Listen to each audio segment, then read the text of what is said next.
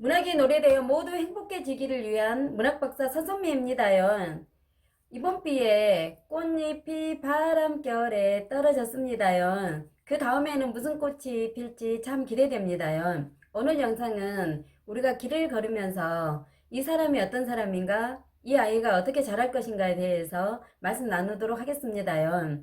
우리가 길을 걸을 때에 어떤 사람은 자꾸 옆에 사람을 안쪽으로 안전하게 세워주는 사람이 있고요. 어떤 사람은 지가 자꾸 안전한 쪽으로 서는 사람이 있어요. 여기에서 배려하는 사람, 배려를 받는 사람을 느낄 수가 있어요. 그거 하나만 보고도 나의 연인이, 나의 부모가 어떤 사람인가를 가늠해 볼 수가 있을 거예요. 자, 그러면 우리 자식을 길을 걸을 때 어떻게 걸을까에 따라서 이 아이의 배려심이 있고 집중력이 있는 아이로 키울 수 있는가에 대해서 말씀 나눠보도록 하겠습니다. 첫 번째는 우리 아이를 안쪽으로 안정감 있게 차 쪽에서 몸 쪽으로 그렇게 세워주는 엄마는 자식을 불안하지 않고 집중력 있는 아이로 키울 수가 있습니다요. 에콰이어족이라는 부족이 있는데 이 부족은 자식을 키울 때 계속해서 엄마가 업고 다니고 안고 다니고 아이가 다 크도록 손을 잡고 다니면서 사냥을 가르친대요. 이렇게 해서 자란 아이들은 물고기를 잡을 때 사냥을 할 때에 백발백중 실수라는 것이 없대요. 그 에콰이어 부족은 실수라는 걸 모른대요. 우리는 농담으로나 그렇게 할 수 있는 말이잖아요. 실수를 안 한다는 건. 근데 프로이트는 실수라는 게 무의식 중에 불안이 축적되다 보면은 이런 의식화되어서 일상생활에서 실수를 한다고 그렇게 말을 해요. 그러면 엄마한테 보호받지 못하고 배려받지 못한다고 생각한 아이가 저절로 실수도 많이 하고 공부도 못하겠죠. 왜냐하면 집중을 잘할 수 없는 것은 공부도 못하게 되잖아요. 그러면 이렇게 안정적으로 아이를 의도적으로 길 안쪽으로 세워준 엄마가 아이를 집중력 있게 공부도 잘하고 인성도 좋은 배려심 있는 아이로 키울 수가 있어요. 그럼 길만 걸을 것이 아니라 자, 두 번째로 뭐를 하느냐면 아이하고 걸으면서 스무고개 놀이를 하는 거예요. 요즘 같은 때에 벚꽃이 많이 피어 있어요. 그러면 아이에게 문제를 낼 때 첫 번째는 리듬이 들어가도록, 그 다음에는 이미지, 세 번째는 아이가 생각을 할 수 있도록 하는 문제를 내는 거예요. 자, 리듬감이 있도록 문제 한번 내볼게요. 랄랄랄라라랄라 랄라랄라라랄라 이렇게 자 벚꽃이 휘날리는 이런 노래를 리듬감을 넣어줬어요. 그 다음에 두 번째는 야 그 있잖아 네가 입고 있는 잠바 색깔 어제 입었던 거 분홍분홍한 거. 자 3단계에서는 초성자 읍 시옷 이렇게 해서 벚꽃을 알아맞히도록 하는 거예요.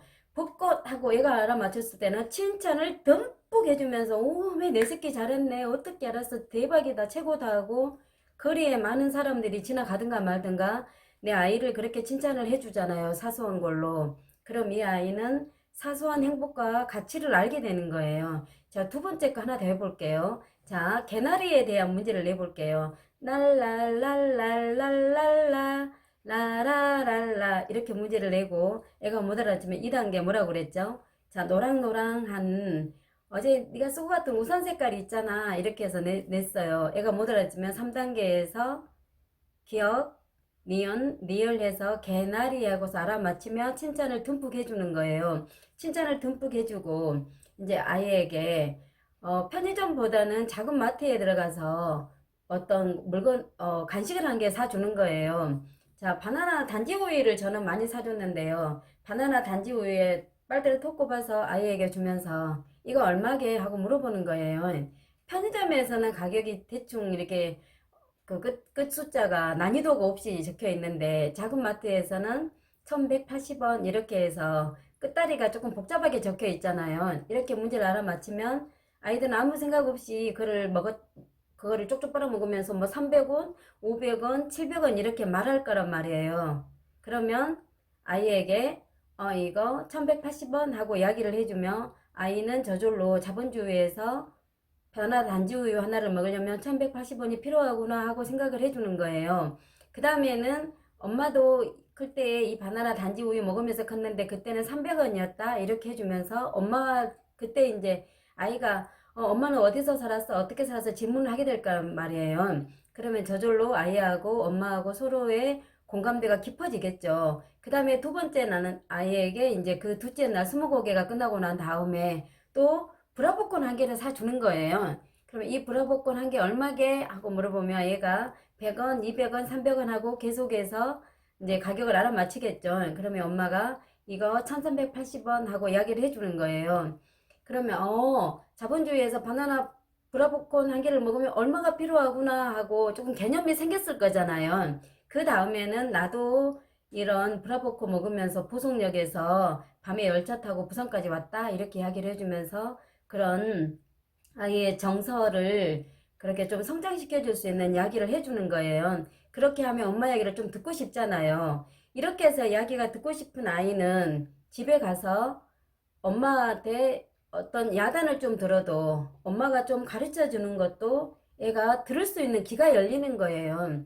요즘에 교육에 대한 게 너무 홍수 시대라서 장녀나 장남에게 어떤 의무나 그거를 강요하면은 뭐 폭언이라는 이런 이야기들도 많이 있던데요. 엄마가 분위기를 충분히 만들어주고 얘가 뭔가 해야 될 거 어떤 의무감도 있고 권리를 줄 수도 있잖아요.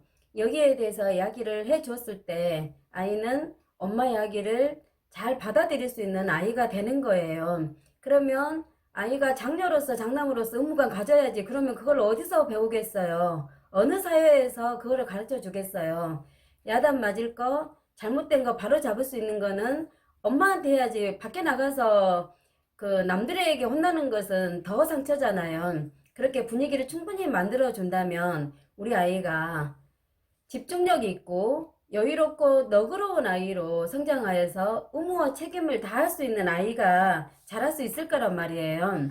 그리고 내 아이가 잘 컸는가를 이제 알아볼 수 있는 시점이 어느 점이냐면은 애가 엄마 정도에 컸을 때에 엄마를 이제 안쪽으로 세워주는 거예요. 배려심 있는 아이로 자란 거잖아요. 그래서 엄마를 안쪽으로 세워주고 길을 가면서 그냥 무작정 가는 게 아니라 전후 사정을 다 살피면서 가는 아이가 되었다는 거는 엄마 교육이 잘 된 거예요. 길을 걸으면서 그렇게 우리 아이를 잘 키울 수 있는 그런 엄마 되시길 바랍니다. 꽃처럼 아름다운 날들 되십시오.